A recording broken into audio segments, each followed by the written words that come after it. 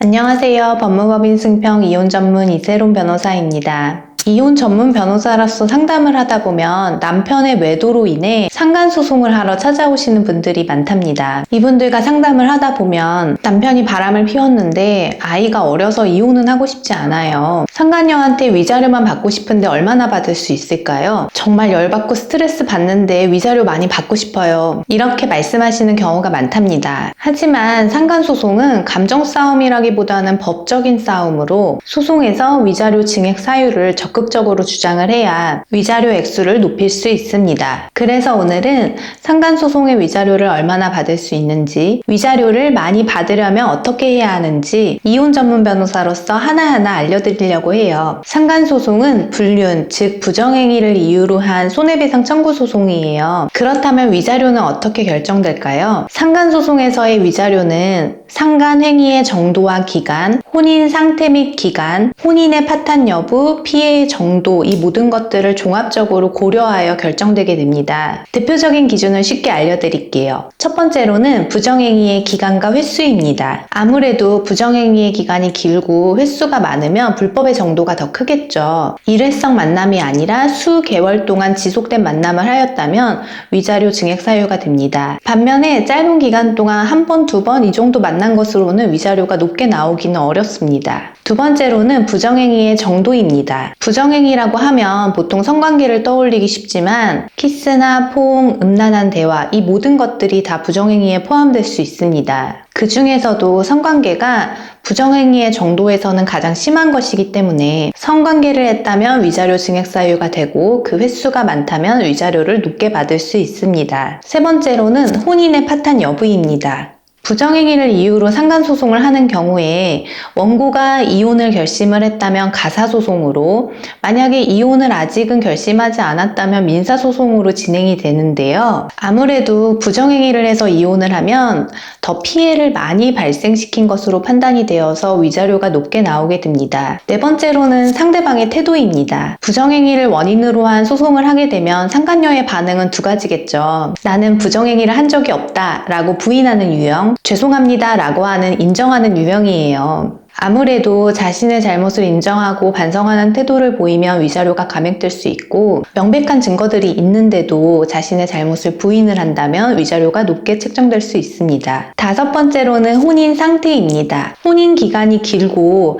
남편과 함께 아이를 잘 키워오던 그런 가정이라면 부정행위로 인한 정신적 충격이 더 클 것이므로 위자료가 증액될 수 있습니다. 반면에 평소에 배우자와 별로 대화도 하지 않고 이혼까지 생각하고 있었던 정도라면 위자료가 높게 나오지 않을 수 있습니다. 여섯 번째로는 원고의 정신적 고통의 정도입니다. 부정행위를 알게 되어서 정신과 치료까지 받고 일상생활도 불가능할 정도가 되었다라고 한다면 위자료가 증액될 수 있습니다. 마지막으로는 증거 자료의 충격성이라고 볼 수 있어요. 부정행위자들이 서로 성관계의 사진이나 동영상을 찍어두었다거나 성관계와 관련된 음란한 대화를 나누고, 이런 증거를 원고가 실제로 보았다면 그 정신적인 충격은 이루 말할 수 없을 정도일 거예요. 따라서 이러한 증거가 제출된다면 위자료가 증액될 수 있습니다. 그러면 상간소송에서 보통 인정되는 위자료 액수는 얼마일까요? 이혼 전문 변호사로서 수천 건 가까이 상간소송을 진행해 왔는데요. 상간소송 위자료는 원고 측에서는 보통 3천만 원을 청구하는 것이 일반적이고요. 판결로 인정되는 금액은 1,500만 원에서 2,500만 원 사이가 가장 많답니다. 상대방의 부정행위가 너무 심한 경우에는 5천만 원 이상을 청구하게 되는데, 이런 경우에는 3천만 원 이상 선고되는 경우가 있었습니다. 이혼을 전제로 이혼과 상간소송을 같이 진행하시는 경우에는 가사소송으로 진행이 되고 혼인이 완전히 파탄이 난 경우이기 때문에 위자료가 3천만 원 이상 선고되는 경우도 많습니다. 그렇다면 상간소송을 진행하면서 위자료를 많이 받을 수 있는 방법에는 어떤 것들이 있을지 말씀드리려고 해요. 먼저 변호사에게 빠짐없이 구체적인 사실관계를 알려주셔야 해요. 저 같은 경우에는 육하 원칙에 맞춘 진술서 작성을 부탁드리는데요. 평소 혼인관계가 어떠했는지, 부정행위를 어떻게 알게 되었는지, 그 부정행위의 정도가 어떠한지, 부정행위가 발각된 이후의 피고의 행동 등 알고 있는 부분을 최대한 자세하게 알려주셔야 합니다. 그래야 불리한 부분은 제외하고 유리한 부분은 부각시켜서 사실관계에 따라 서면을 작성할 수 있습니다. 그런데 간혹 가다가 남편하고 원래 사이가 좋지 않았다 이런 불리한 부분들을 변호사에게 먼저 말씀해 주시지 않는 경우가 있어요. 하지만 상간자인 피고로부터 원고의 주장이 사실이 아니다라는 역공격을 받을 수 있기 때문에 꼭 유의를 하셔야 합니다. 두 번째는 증거를 확보해 두는 것이에요.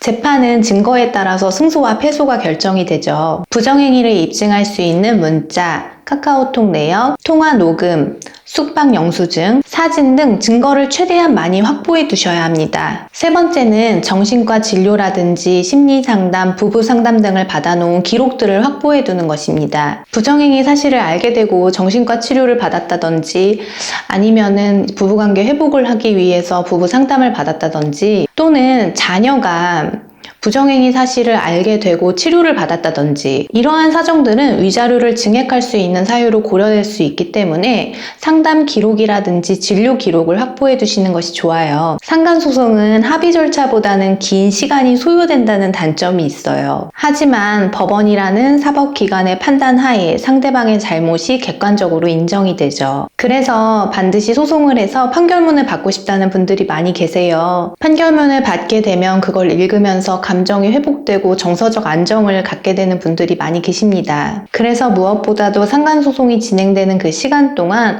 변호사와 함께 적극적으로 소통하고 사건의 진행 방향을 짚어보는 과정이 중요하다고 할 수 있고요. 저도 이러한 부분을 잘 알고 있기 때문에 상간소송을 하시는 의뢰인분들에게는 더 많이 위로를 드리고 소통을 하기 위해서 노력하고 있습니다. 오늘 영상은 여기까지고요. 힘든 시간을 보내고 계신 분들에게 조금이나마 위로가 되었으면 좋겠습니다.